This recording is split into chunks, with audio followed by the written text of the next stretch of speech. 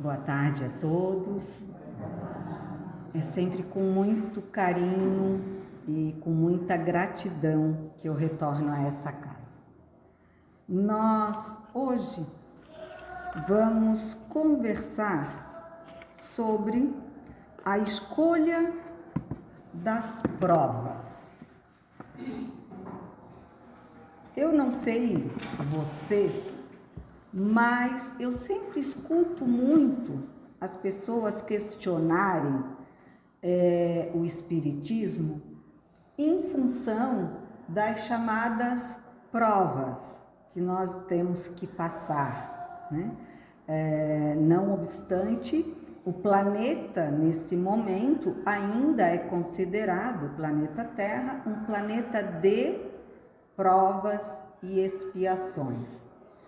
Quem já estudou um pouquinho da doutrina sabe que cada planeta tem um grau de elevação, né? Nós temos planetas primitivos, nós temos planetas de prova e expiação, de regeneração e assim sucessivamente, até que nós consigamos estar nos mais elevados mundos, né, onde um dia, com toda certeza, bem mais fortes nas nossas convicções, na nossa bondade, no nosso amor ao próximo, ao reconhecimento desse grande e valioso amor que Deus tem por todos nós, e sabendo retribuí-lo de forma perfeita, né?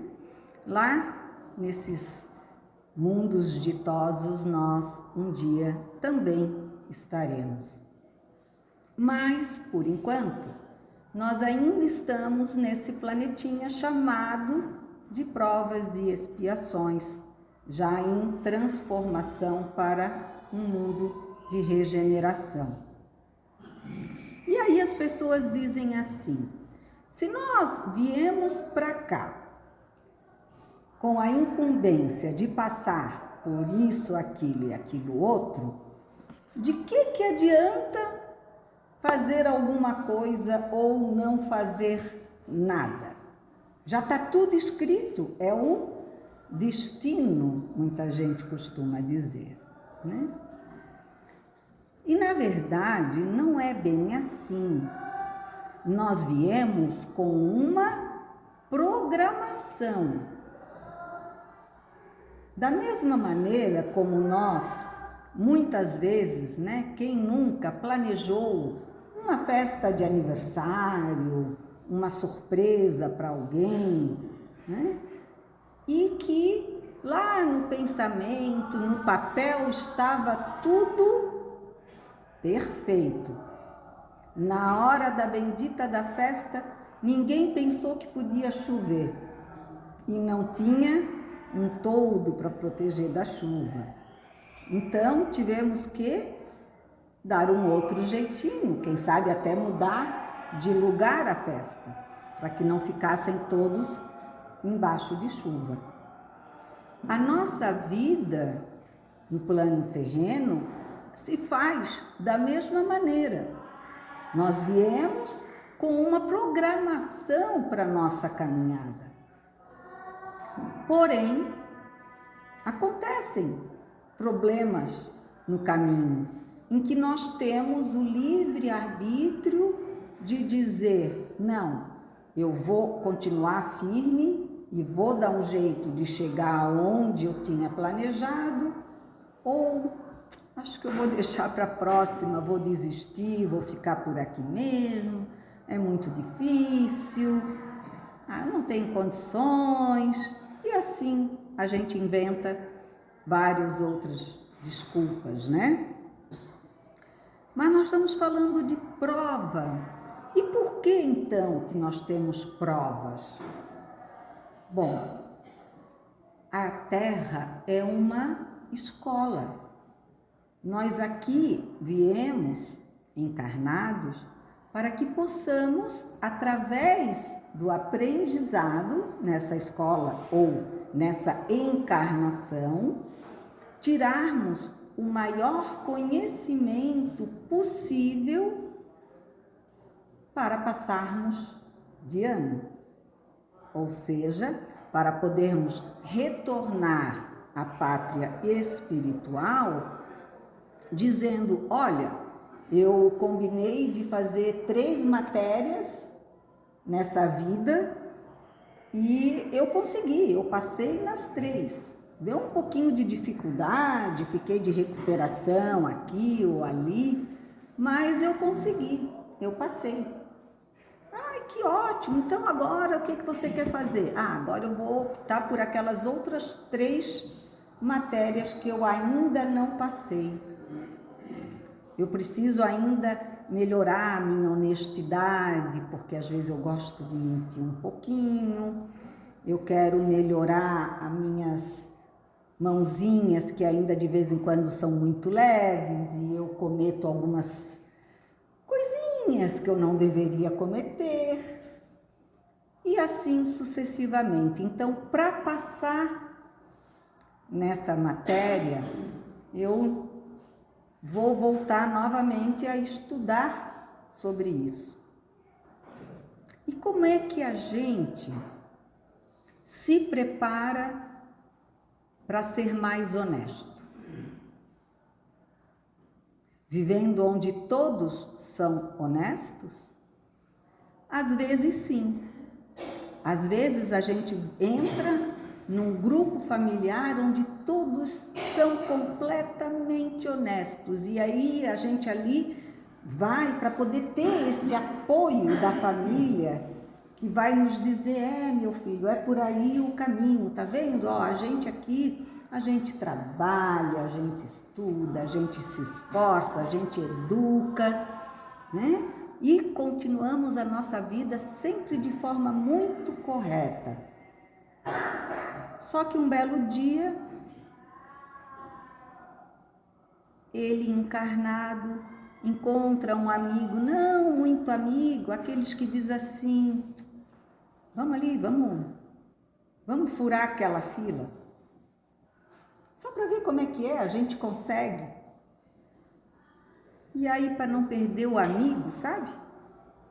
Ele vai lá e fura a fila aquele dia com o colega. Era honesto? Não. As filas foram feitas para serem respeitadas. No outro dia, o amigo diz assim, passei lá na frente, tinha 2 tênis em cima do muro secando, é bem o teu número, vamos lá? Não, eu não posso, meu pai falou que a gente tem que ser correto, fazer as coisas certas. Deixa de ser bobo, teu pai nem vai saber. E aí, novamente, ele tropeça. Caiu num lar perfeito, que deu todos os exemplos de honestidade, mas não soube aprender. Ou o contrário também pode acontecer. Ele pode cair numa casa de, infelizmente, pessoas que já não têm uma conduta muito própria, né? Que gostam de passar um pouco os outros para trás. Sabe aquela sensação que, infelizmente, durante um tempo, era até motivo de propaganda nas nossas TVs, que dizia assim, leve vantagem você também?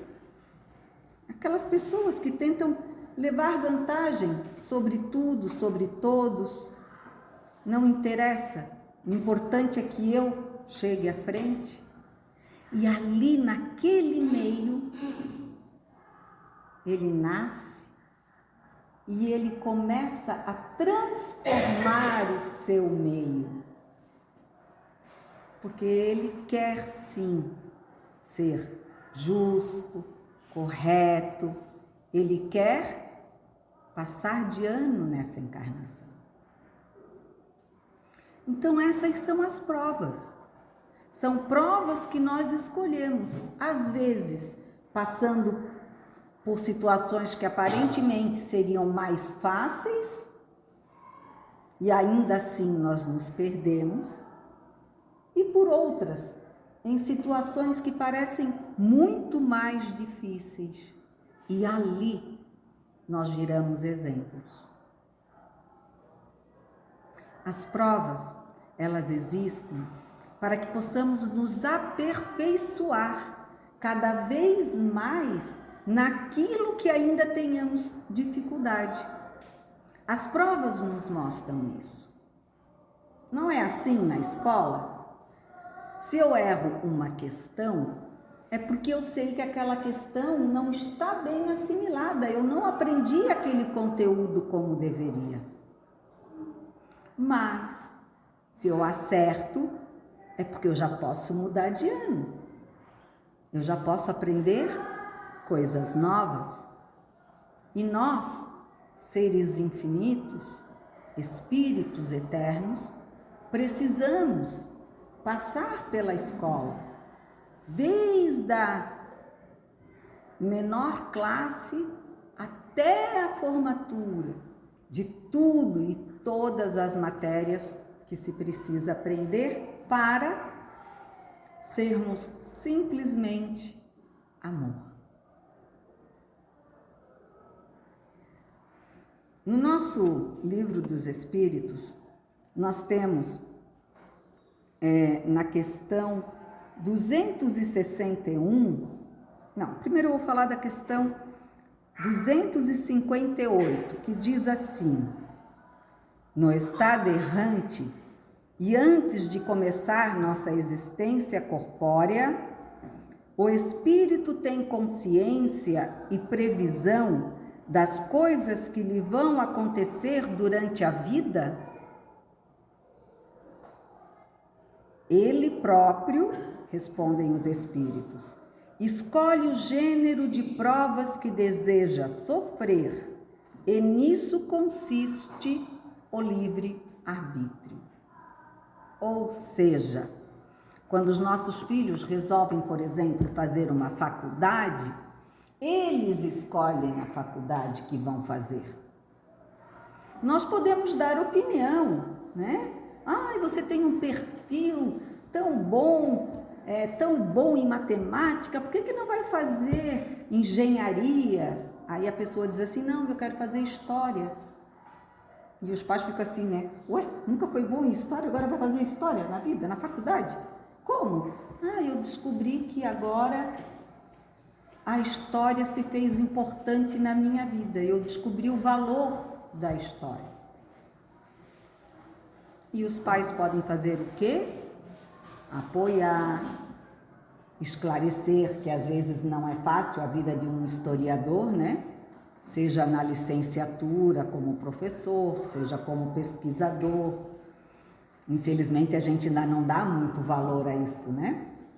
Mas é uma profissão muito digna. E a gente tem que deixar os filhos, então, andar com as próprias pernas. E um dia é capaz dele dizer assim: mas não dá, essa faculdade só tem livro, leitura, eu não aguento mais ler. E aí o que a gente pode dizer para o filho? Ou, melhor ainda, pensar em silêncio. Foi você que escolheu a sua prova. Foi você que escolheu a sua faculdade. A sorte é que o reitor da faculdade, ele não limita o tempo. Ele diz: tudo bem, cada um no seu tempo. Cada um faz como pode. Eu estarei aqui, esperando por cada um até a sua formatura. Porque Deus é assim para com todos os seus filhos. Na questão 261, então, é perguntado o seguinte: nas provações por que deve passar para alcançar a perfeição, o espírito terá de experimentar todos os gêneros de tentações?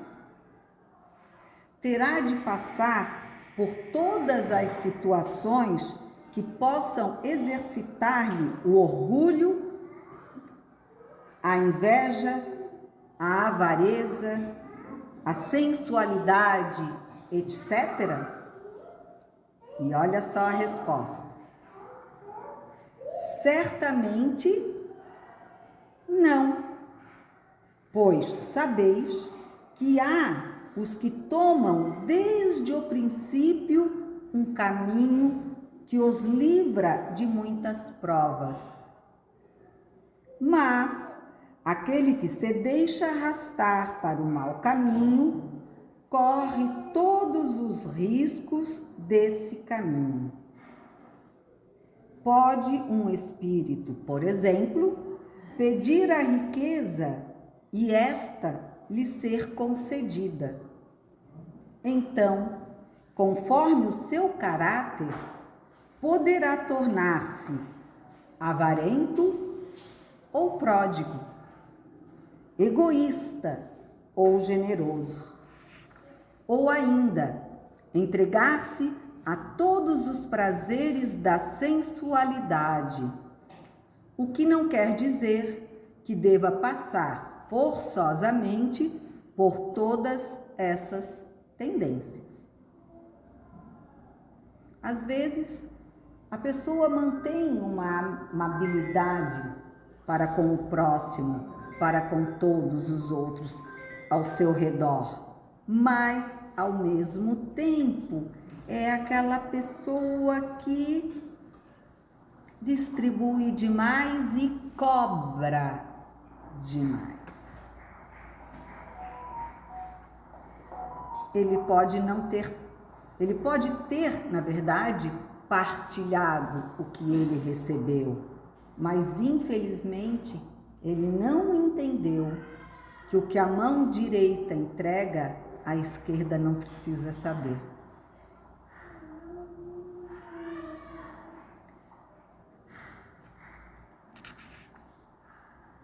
Como pode o espírito, que em sua origem é simples, ignorante e sem experiência, escolher uma existência com conhecimento de causa e ser responsável por essa escolha?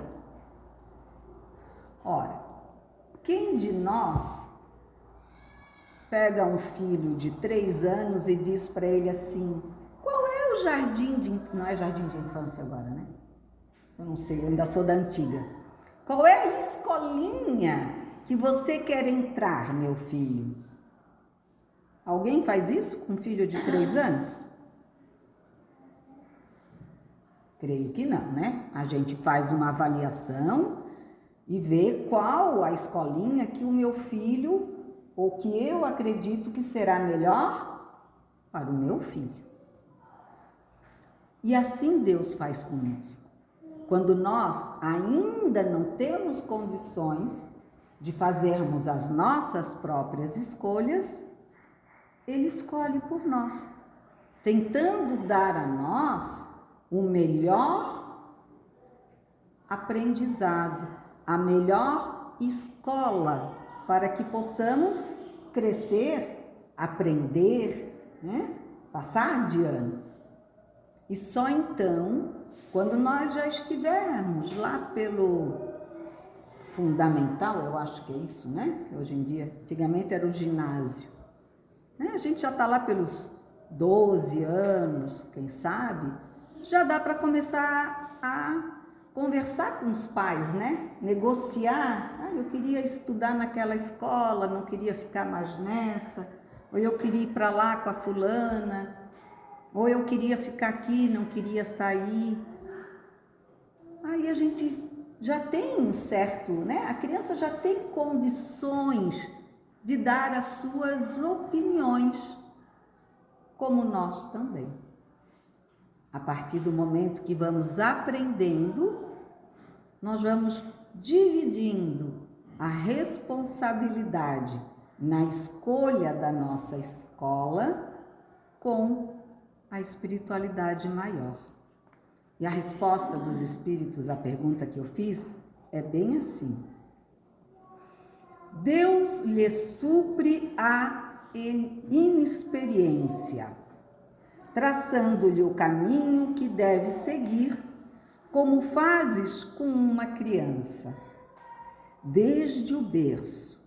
Contudo, pouco a pouco, à medida que o seu livre-arbítrio se desenvolve, ele o deixa livre para escolher, e só então é que, muitas vezes, o espírito se extravia, tomando o mau caminho, por não ouvir os conselhos dos espíritos bons. É a isso que se pode chamar a queda do homem.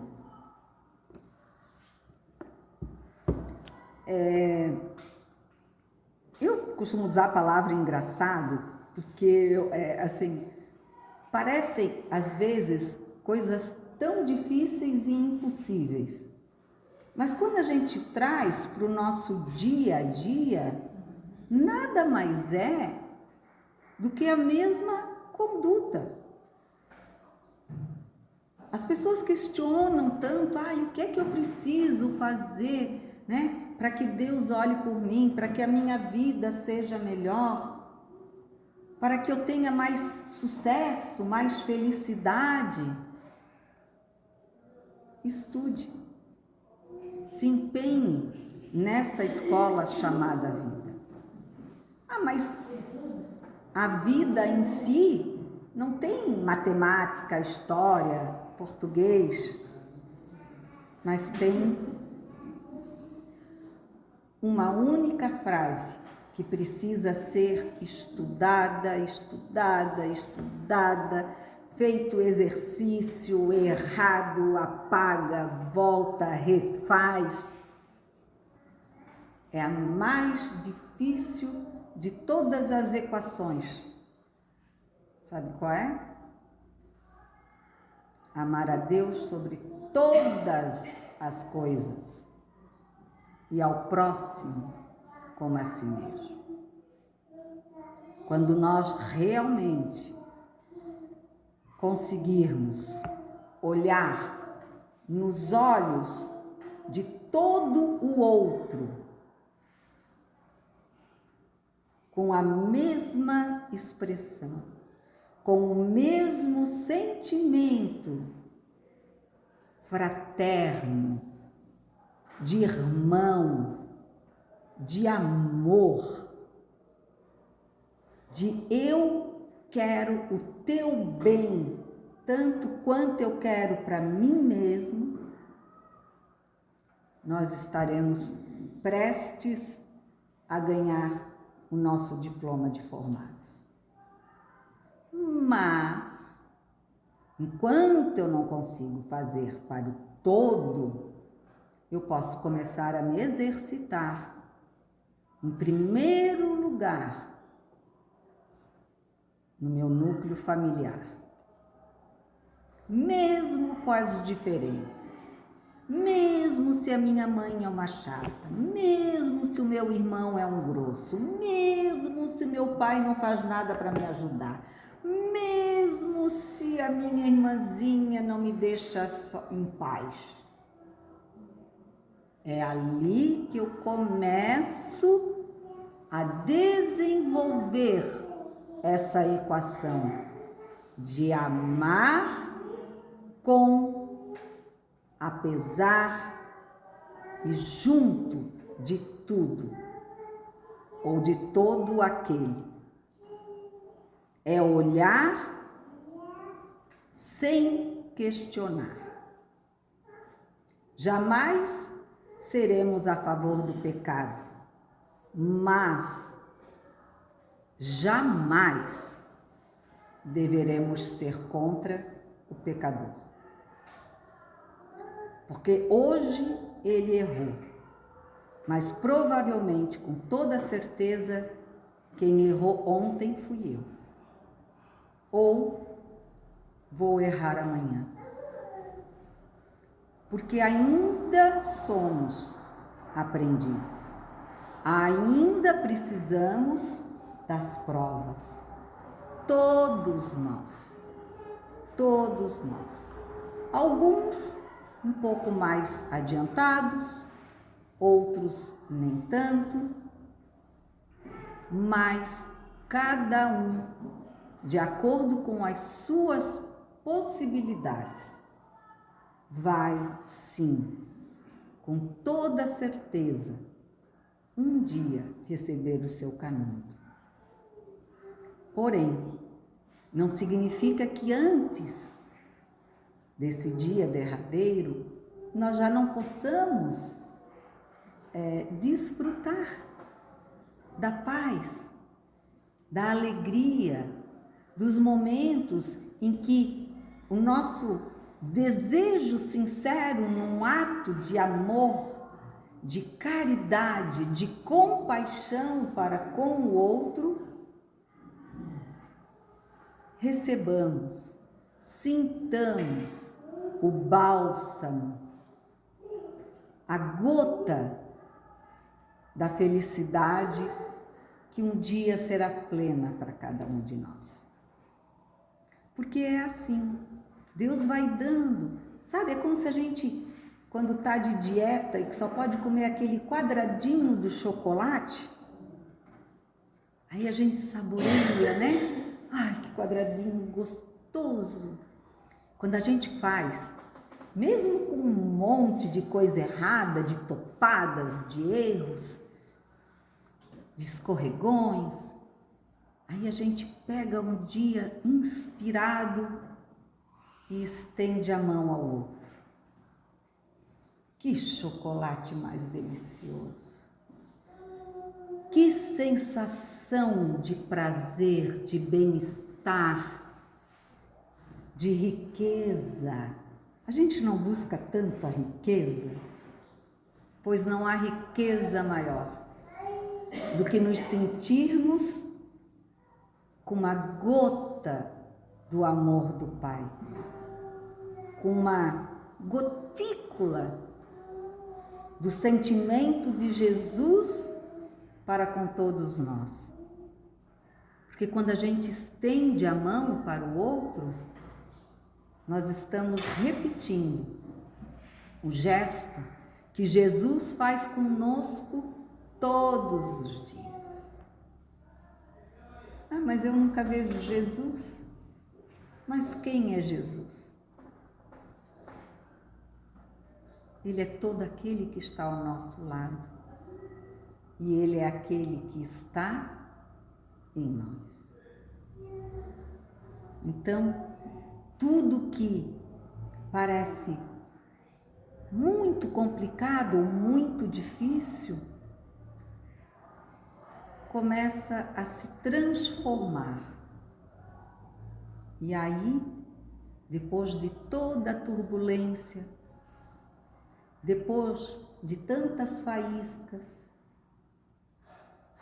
de tantas batidas, de tantas lascas soltas, finalmente nós podemos começar a ver o brilho da pedra preciosa na qual cada um de nós é e irá se tornar no plano divino, se reunindo à luz do mundo ou ao sal da terra. Então, as provas, meus irmãos, elas nos são atribuídas como que a lixa que burila essa pedra, transformando-a, machucando, mas alisando, batendo, mas acariciando, para que seu brilho se torne perfeito, como todos os filhos do nosso Pai, ou como todos nós somos perfeitos. Apenas em idade de crescimento, de entendimento, de compreensão diferenciados. Uns são os mais velhos, outros os caçulas, mas ainda assim, todos filhos do mesmo Pai. E como um Pai bondoso, amigo, perfeito, Ele está sempre ao nosso alcance. E nada se torna difícil quando estamos junto com Ele. Por quê? Porque tudo posso naquele que me fortalece. Que possamos, todos nós, encontrar a força do Pai, a firmeza do Filho e Mestre e Irmão Jesus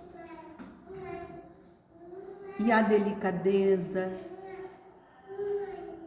e o carinho da nossa Mãe Maria, para que assim consigamos, passo a passo, melhorarmos o caminho que escolhemos para perseguir, com força, com dedicação, conscientes de que muitos tropeços iremos ainda dar na caminhada. Mas isso não significa que nós iremos desistir. Meu desejo sincero é que todos nós consigamos ter em mente essa meta e seguir o caminho, a verdade e a vida. Obrigada a todos e uma excelente tarde.